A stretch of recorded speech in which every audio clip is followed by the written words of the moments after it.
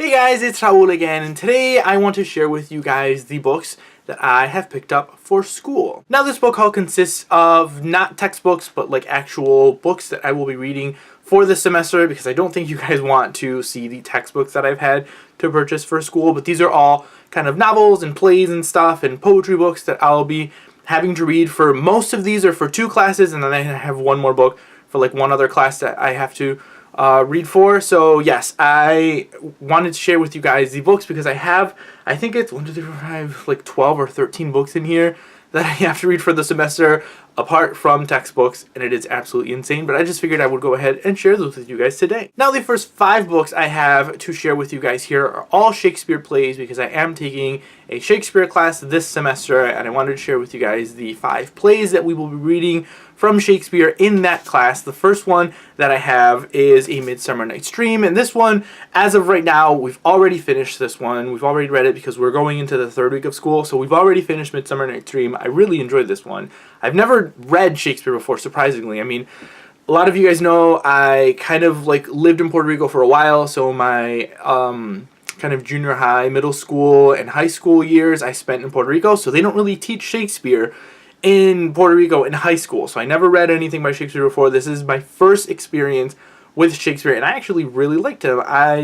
It was a little bit complicated, but it wasn't as hard as I thought it was going to be. I thought this one was hilarious, so I'm like kind of excited and curious to read some of his other stuff. Then the other plays that I have by him for that class are A Winter's Tale, Henry V, All's Well That Ends Well, and King Lear. So these are all of the books that I will be reading for my Shakespeare class. They're pretty quick reads, surprisingly. Like I said, I've already read A Midsummer Night's Dream, and that was kind of quick to get through, so I'm hoping the rest of these end up being fairly quick, because I didn't feel as overwhelmed reading A Midsummer Night's Dream than I did doing some readings for my other classes.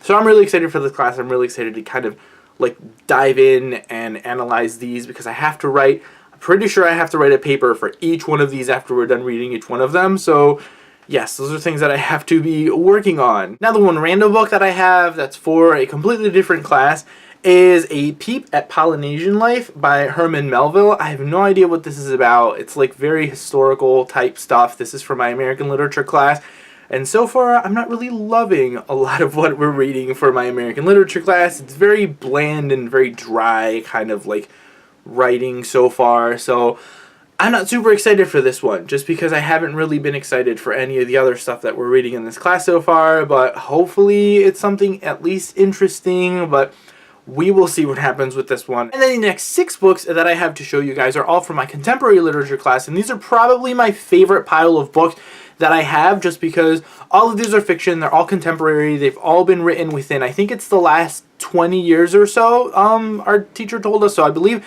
the last 20 or 30 years, actually, these books have all been written, so they're written in more kind of like a modern style, something that I can follow really easily, like a writing that I'm kind of used to reading, so it's something that I'm interested in, even though I'm not interested in all of the topics for some of these books, but either way, it's something that I feel is going to be a little bit easier for me to actually read and get through. The first book that I have to show you guys is The Turning Aside. This is a collection of contemporary Christian poetry. For those of you who don't know, I actually go to a Christian college, so they incorporate a lot of Christianity and Christian themes within their classes and stuff, so this is the one kind of Christian book that we have to read for my contemporary literature class.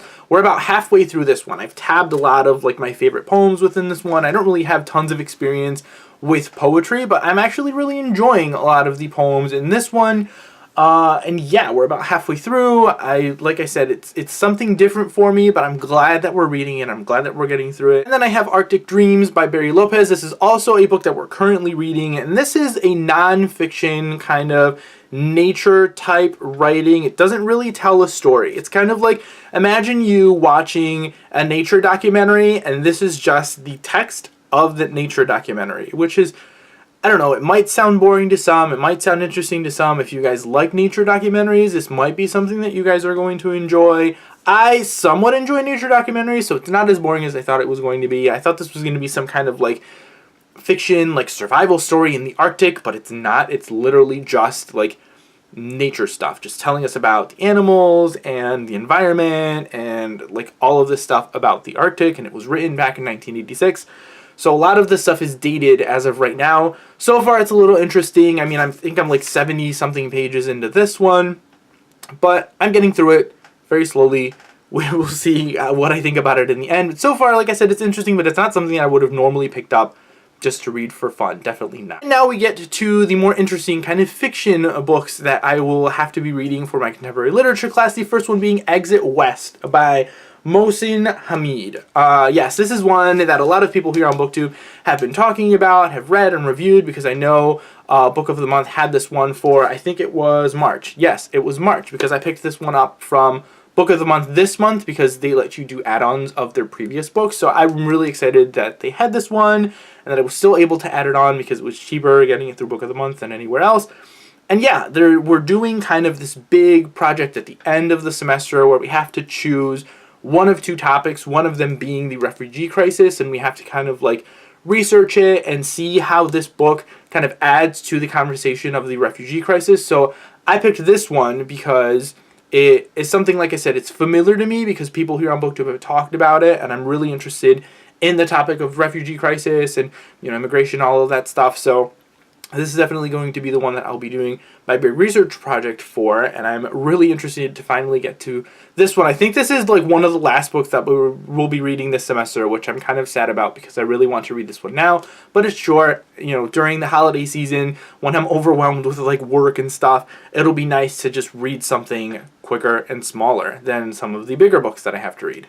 Then I have Flight Behavior by Barbara Kingsolver, and this is the other book that we can choose from to do our kind of final research project for. It's divided between the refugee crisis, and then this one is about global warming. So I think it's about this woman who, I think she's going to commit suicide and then ends up going up on a hill and seeing like this really weird behavior about the butterflies. Like, it has to do with butterflies, and the butterflies are acting really weird because of global warming. So then everyone in this town starts to kind of theorize why these butterflies are acting as weird as they are. They don't know if it's scientific or if it has to do with global warming or if it's something spiritual, and why, you know, these butterflies are acting this way in this town and stuff. So it's supposed to be really interesting. I've heard really good reviews about this one, or at least Goodreads has really good reviews about this one.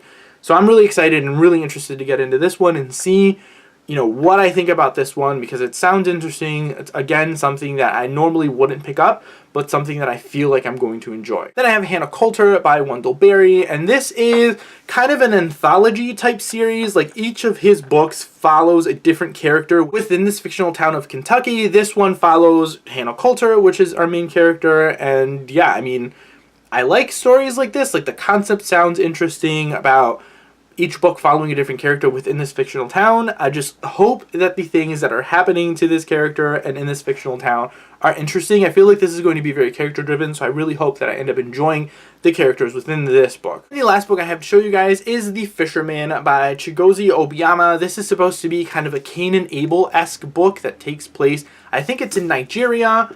Yes, it is in Nigeria. So it sounds interesting, that whole Cain and Abel type aspect. It follows, I think it's our main character who's 9 years old, and like he's telling a story of his brother and stuff. So I think this is going to be sad. This is another one that I'm mostly excited for, that I think I'm going to have to wait until the end of the semester. I believe this is the last book we'll be reading in the semester, which again, I'm kind of like anxious for because it sounds really interesting. So I'm really excited to see what this one is all about. I think I've, again, gone to Goodreads and looked at reviews of a lot of these books, and they all seem to have really good reviews on Goodreads so far, and people end up, you know, actually enjoying these ones. So I'm really interested to see kind of what this is about and what all of these other books are about, because they all seem really interesting. They're all books that I normally wouldn't have picked up unless I had to read them all for school. So I'm really excited for this semester and for getting into all of these books and finding out what these are all about. If they're interesting enough, if I have enough to talk about all of these books, I will definitely be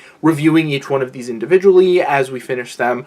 And yeah, I'm super excited for them. So yeah, guys, that is it for all of the books that I picked up for school. Comment down below. Let me know if you guys have read any of these, what your thoughts and feelings were on them. I'm really excited to get to most of these. Most of them I'm excited for. Some of these I'm a little worried about.